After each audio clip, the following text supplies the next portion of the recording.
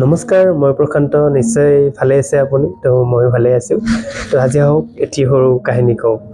তো এজন ব্যক্তিৰ 3জন বন্ধু আছিল আৰু 3জন বন্ধু নলাই গলে লগা বন্ধু আছিলে। আৰু এদিনাখন সেই ব্যক্তিজনে সেই 3জন বন্ধুৰ ওচৰত ক'লে যে তোমালোকে মোক জীৱন্ত কালত মোৰ ওচৰত আছা, গতিকে মোৰ মৃত্যুৰ পিছত তোমালোকে মোৰ লগত থাকিবানে? তেতিয়া প্ৰথমজন বন্ধুৱে ক'লে যে নাই মই তোমাৰ মৰি যোৱাৰ পিছত মই তোমাৰ লগত কেনেকৈ থাকিম?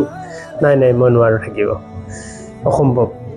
তেতিয়া দ্বিতীয়জন বন্ধুৱে ক'লে যে মৃত্যুকটো মই বাধা দি ৰাখিব নোৱাৰোঁ, গতিকে তুমি ঢুকাই যোৱাৰ পিছত মই তোমাক এই তোমাৰ অন্তিম সৎকাৰৰ সময়লৈকে মই তোমাৰ লগত থাকিম। আৰু তৃতীয়জন বন্ধুৱে ক'লে যে তোমাৰ লগত যিহেতু জীৱন্ত কালৰ পৰাই আছোঁ, গতিকে তোমাৰ লগত মই মৃত্যুৰ পিছতো তোমাৰ লগতে থাকিম।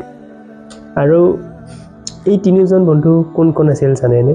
প্ৰথমজন বন্ধু আছিল ধন সম্পত্তি। মানুহজন মৃত্যু হৈ যোৱাৰ পিছত সেই ধন সম্পত্তি কেতিয়াও লগত নাযায়, আৰু সেই ধন সম্পত্তি সদায় মৃত্যুৰ চকু মোজাৰ পিছত সেই পইচা পৰি ৰৈ যায়। আৰু দ্বিতীয়জন বন্ধু আছিলে ঘৰৰ পৰিয়াল। আৰু সেই পৰিয়ালে আপোনাক সেই তেতিয়ালৈকে লগত দিব যেতিয়ালৈকে আপুনি আপোনাৰ এই জীৱনত আপুনি বিদায় দিব, সেই চিতাত উঠাই আৰু আপোনাৰ কৰ্মখিনি কৰাৰ মুহূৰ্তলৈকে আপোনাৰ লগত থাকিব।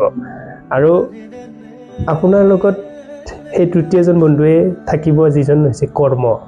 আপোনাৰ কৰ্মই আপোনাৰ জীৱন্ত কালতো লগ দিছিল আৰু মৃত্যুৰ পিছতো সেই কৰ্মই আপোনাৰ মৃত্যুৰ পিছতো আপোনাৰ কামবিলাক মনত ৰাখিব আৰু মানুহৰ ওচৰলৈ লৈ যাব। গতিকে আপুনি জীৱনত পইচা, ধন সম্পত্তি বা পৰিয়াল সকলো লাগিব, কিন্তু তাৰ লগতে আপুনি যদি ভাল কৰ্ম কৰি থৈ যায়, সেই কৰ্মই আপোনাক চিৰ জীৱনলৈ এজন ভাল মহান ব্যক্তি হিচাপে এই পৃথিৱীত চিনাকি কৰি থৈ যাব। গতিকে ধন সম্পত্তিৰ লগতে মানুহ হ'বলৈ যত্ন কৰিব। ধন্যবাদ।